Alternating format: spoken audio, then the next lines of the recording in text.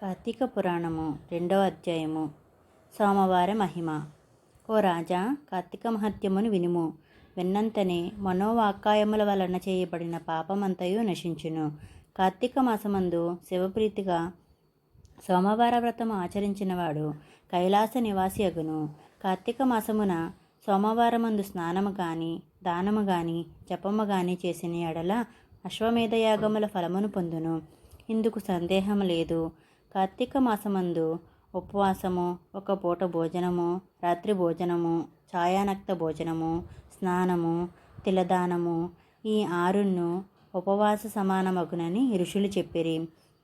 శక్తి గలవాడు కేవలం ఉపవాసం చేయవలెను, అందుకు శక్తి లేనివాడు రాత్రి భోజనం చేయవలెను, అందుకు శక్తి లేనివాడు ఛాయానక్తం చేయవలెను, అందుకు శక్తి లేనివాడు బ్రాహ్మణులకు భోజనము పెట్టి వారితో పగలే భోజనం చేయవలెను. ఛాయానక్తం అనగా సూర్యకాంతి తగ్గిన తర్వాత రెట్టింపు కొలతకు తన నీడ రాగానే పగలే భుజించుట. సాయంకాలం 4:30 గంటలకు భుజించుట ఛాయానక్తమగును. మానవులు చెప్పిన ఈ ఆరింటిలో దేని అయినను ఆచరించని ఎడల 8 యుగములు నరకమందు, కుంభీపాక నరకములలోను, రౌరవన నరకములోను బాధలు పొందుదురు. కార్తీక సోమవారమందు విధవ స్త్రీ యథావిధిగా ఉపవాసము చేసి శివుని పూజించినట్లయినా శివలోకమును పొందును. స్త్రీలు గాని పురుషులు గాని ఎవరు కార్తీక సోమవారమందు నక్షత్రములను చూచి రాత్రి భోజనము చేయుదురో వారి పాపములు అగ్ని అందించబడిన దూది వలె నశించును. కార్తీక సోమవారమునందు శివలింగమునకు అభిషేకము పూజ చేసి రాత్రి భుజించినవాడు శివునకు ప్రియుడగును. ఈ విషయం అందొక కథ గలదు, చెప్పేదను వినుము. ఇది వినివారికి కానీ చెప్పిన వారికి కానీ పాపనాశనమగును. కాశ్మీర దేశమునందు పురోహితుని కూతురు స్వతంత్ర నిష్ఠూరి అని ఒక స్త్రీ కలదు. అది చక్కని రూపముతో మంచి యవనముతో కూడియుండి తలదువ్వుకొని అలంకరించుకొని బహుగా మాట్లాడుచు జారిని అయి ఉండేది. ఓ రాజా, దీని దుర్గములను చూసి తల్లిదండ్రులు అత్తమామలు దీనిని విడిచిరి. దీని భర్త సౌరాష్ట్ర దేశస్థుడు. అతని పేరు మిత్రశర్మ. అతడు వేదాంగ పారంగతుడు, సదాచారవంతుడు, సమస్త భూతములందు దయగలవాడు, అనేక తీర్థములు సేవించినవాడు, అబద్ధము ఆడనివాడు, నిరంతరము దయగలవాడు. భర్త ఇట్టి ఉత్తమ గుణములు కలిగిన వాడైనప్పటికీ ఆ దుర్మార్గపు భార్య ఇతనిని నిత్యము కొట్టుచుండెను. అట్లు నిత్యము దాని చేత దెబ్బలు తినుచు గృహస్థ ధర్మము అందు కోరిక చేత భార్యను విడవలేక దానితో కష్టపడుచుండెను. ఋగ్వేదము, యజుర్వేదము, సామవేదము, అధర్వణ వేదము, అంగములనగా భిక్ష, వ్యాకరణము, ఛందస్సు, నిరుక్తము, జ్యోతిష్యము, కల్పము వీటిని సంపూర్ణంగా చదివినవాడు వేదాంగ పారాంగుడు అనబడెను. ఈ మిత్రశర్మ భార్యకు కర్కశ అనే నామము కూడా కలదు. భర్తయైన మిత్రశర్మయు సంభోగ వాంఛచేత దీని ఎందు అనురాగముతో ఉండెను.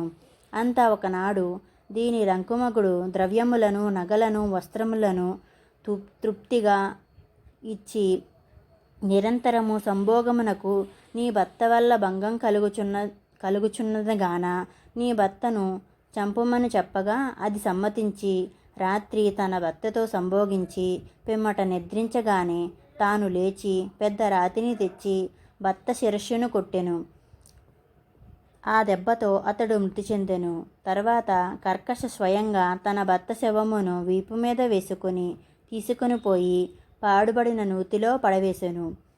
ఇట్లు భర్తను చంపి తరుణులను, పరస్త్రీ సంగమాభిలాషులను, కామశాస్త్ర ప్రావీణులను, వర్ణసంకరకారులను అయిన అనేక జాతి పురుషులతో ఆలింగన చుంబనాదులతో నిత్యము సంభోగము చేయుచుండెను.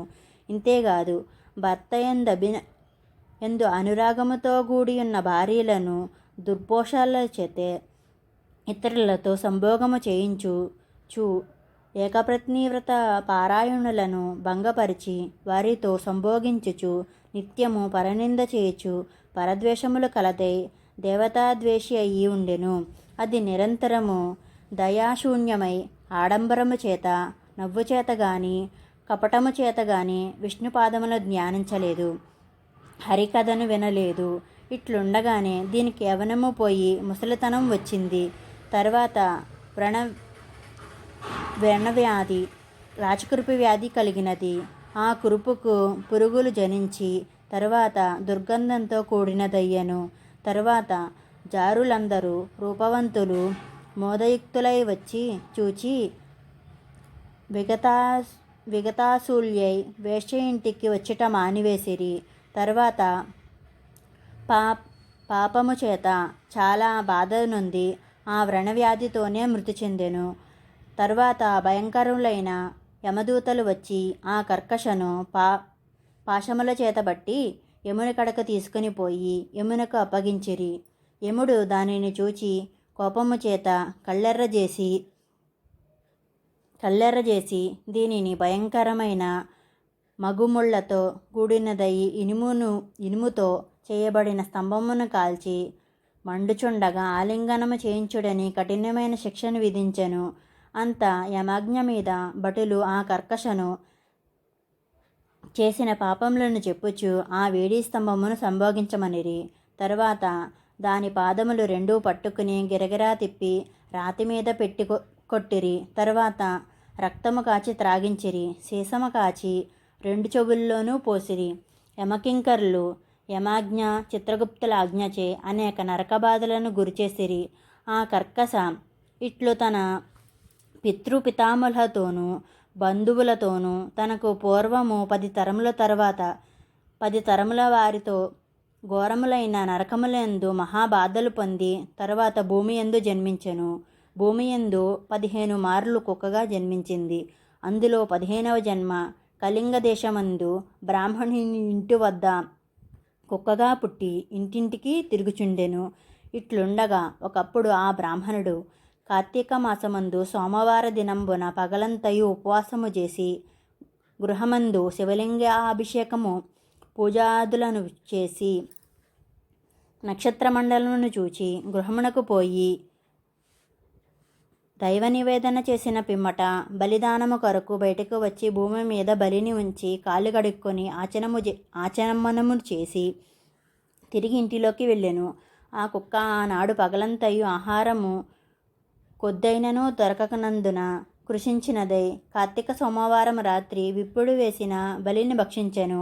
ఆ బలి భోజనము చేత కుక్కకు పూర్వజాతి స్మృతి కలిగి బ్రాహ్మణోత్తమ రక్షింపుము రక్షించుము పలికెను. ఆ మాట విని బ్రాహ్మణుడు బయటికి వచ్చి ఆశ్చర్యముతో కూడినవాడే, ఓ కుక్క, మా ఇంటిలోకి ఏం చేసేదివి, రక్షింపుమంచున్నావు అని అడిగాను. కుక్క ఇట్లా నేను, ఓ బ్రాహ్మణోత్తమ వినుము, నేను పూర్వజన్మమందు బ్రాహ్మణ స్త్రీని, పాపములను చేయదా వర్ణసంకరమును చేసిన దానను, అన్యపురుషులను మరిగి నిజభర్తను చంపితిని. ఇవి మొదలైన పాపములను అనేకము చేసి వచ్చి యమలోకమునకు పోయి అచ్చట అనేక బాధములు పొంది తిరిగి భూమికి వచ్చి 15 మార్లు కుక్కగా జన్మించి తిని చివరికి ఇప్పుడు నాకు జాతిస్మరణ కలిగినది. ఎట్లు కలిగినదో చెప్పుము, విని తరించెదను. ఆ బ్రాహ్మణోత్తముడు ఈ మాట విని జ్ఞానదృష్టితో చూసి తెలుసుకుని ఇట్లనియే, ఓ శునకమా, ఈ కార్తీక సోమవారం నాడు ప్రదోషము సమయము వరకు భుజింపక ఇప్పుడు నేను ఉంచిన బలిని భిక్షించితివి కనుక నీవు జాతిస్మృత కలిగినది. ఆ మాటను విని కుక్క, బ్రాహ్మణోత్తమ, ఈ కుక్క జాతి నుండి నాకెట్లు మోక్షము కలుగునో చెప్పుమని విప్రుని అడిగాను. ఆ కుక్క ఇట్లు ప్రార్థించగా పరోపకార బుద్ధితో కార్తీక సోమవారమందు తాను చేసిన పుణ్యములో ఒక సోమవార పుణ్యమును కుక్కకు దారబోసెను. బ్రాహ్మణుడు సోమవార పుణ్యమును ఇయ్యగానే కుక్క దేహమును విడిచి ప్రకాశించుచున్న శరీరము కలదై ప్రకాశించడి వస్త్రములను మాల్యములను ధరించి ఆభరణాంకృతులై తన పితరులతో కూడా కైలాసానికి పోయి అచ్చట పార్వతీదేవి వలె శివునితో కూడా ఆనందించుచుండెను. కాబట్టి కార్తీక మాసమందు సోమవార వ్రతమును ఆచరించదగినది. ఎవరు కార్తీక సోమవార వ్రతమును చెయ్యదరో వారికి మోక్షం హస్తమందుండును. కాబట్టి ఓ జనక మహారాజా, పుణ్యప్రదమైన కార్తీక వ్రతమును నీవు చేయుము. 2వ అధ్యాయము కార్తీక పురాణం సంపూర్ణం. హరిహరార్పణమస్తు. శుభం.